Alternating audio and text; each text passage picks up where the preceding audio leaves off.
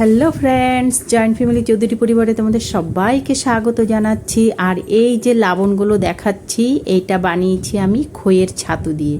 তো কেমনে বানিয়েছি সেটাই তোমাদের কাছে আজকে শেয়ার করব। এই যে বাজার থেকে আমার দেওয়ার অনেকগুলো খই কিনে নিয়ে এসেছে, আর আমার মেজো যা বসেও গেছে, দুইজনে মিলে বেছে টেছে নিয়েছে, কারণ অনেক ধান থাকে বাইরের খইগুলোতে। আর এই যে একটু গরম করে নিচ্ছি, কারণ কড়কড়া করতে হবে, বাইরের কেনা তো একটু সোটা সোটা আছে। আর দেখো আমাদের ঠাকুমা মা ওরা কত কষ্ট করতো, আগে এই খইগুলো না ঘরেই ভাজতো, তারপরে হাঁড়ির মধ্যে নিয়ে শিলনোড়া দিয়ে নিজেরা বাড়ি দিয়ে দিয়ে গুঁড়ো করে নিত। আর আমরা দেখো কি ইজি প্রসেসে একদম মিক্সার গ্রাইন্ডারে গুঁড়ো করে নিলাম, খুব সহজ পদ্ধতিতে। এই যে দেখো গুঁড়ো হয়ে গেছে।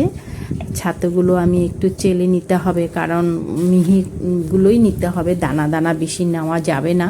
তো এইভাবে অনেক কিছুরই লবণ বানানো যায়, যেটা আমরা কড়ই বলি, মুড়ি ভাজাটা দিয়ে সেটা গুঁড়ো করেও লবণ বানানো যায়, চালতা শুকনো করেও লবণ বানানো যায়, আর বড়ই গুঁড়ো করেও লবণ বানানো যায়। সেটা অবশ্য আমি বড়ইটা তোমাদের কাছে শেয়ার করেছিলাম।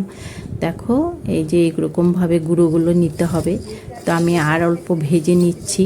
তারপরে বলছিলাম যেটা মানে চালতা শুকনো করেও লবণ বানানো যায়। এবার দেখো খুব সুন্দর মিহি হয়েছে, এটা আর চালবো না, যেহেতু মিহি হয়ে গেছে। ভাজাটা তার মানে খুব ভালো হয়েছিল। খইটা যত ভালো ভাজা হবে তত গুঁড়োটা সুন্দর হবে, আর চালতে হবে না আর কি। এই যে দেখো আমি তোমাদেরকে দেখাচ্ছি। তো আমি রেডি করে নিচ্ছি, এখন লবণটা বানাবো।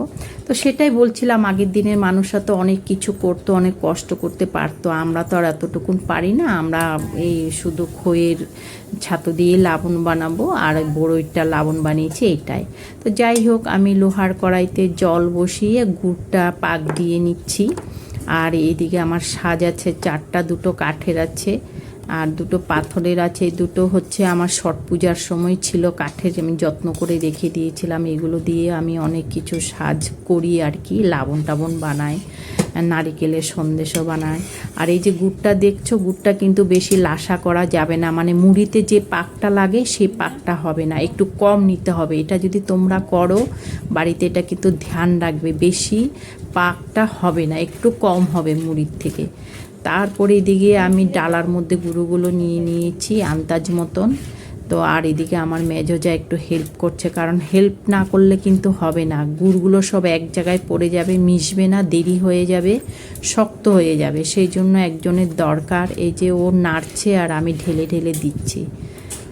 তো আগের দিনে মানুষরা নাকি, আমাদের মা ঠাকুমারা বলতেন, পাটির মধ্যে নিয়ে উঠোনে পাটি পেতে অনেকগুলো গুঁড়ো নিয়ে একসাথে করতো, পাড়ার সবাই আসতো একসাথে করতো, কারণ মেয়ের বাড়িটারি যখন দেয় তখন অনেক বেশি বেশি বানাতো। আমরা তো অত বানাই না, বাড়িতে মানে রুমের মধ্যে ডালার মধ্যেই হয়ে যায় ঘরের ভিতরে। তারপর শীতল পাটিতে করলে ভালো হয় আর কি, মিশ্রণ থাকে তো জিনিসটা। এই যে আমি শিলনোড়া দিয়ে এখন এই যে এগুলো চেপে চেপে এগুলো বেলতে হবে, তাহলে লাসাটা উঠবে। তো তোমরা বুঝতেই পারছো, শীতল পাটি হলে তো আরও ভালো হবেই। তো যাই হোক, আমি এইভাবে এই যে গরম গরম এটা আমি হাতে একটু তেল নিয়ে এইভাবে মানে একটুখানি বেটে নিচ্ছি, তাহলে লাসাটা উঠবে, লবণটা ভালো ভালো হবে। আমি হাতে একটু রিফাইন তেল নিয়ে নিচ্ছি, কারণ গরম তো হাতে লেগে যাবে গুড়টা, সেটাই। তো তোমরাও কিন্তু বাড়িতে এটা বানিয়ে খেতে পারো, খুব হেলদি টেস্টি, বাচ্চা থাকলে বাচ্চারাও খেতে পারে, খুবই ভালো জিনিস, বাড়িতে বানানো জিনিস, বাচ্চা বলে না সবাই খেতে পারে।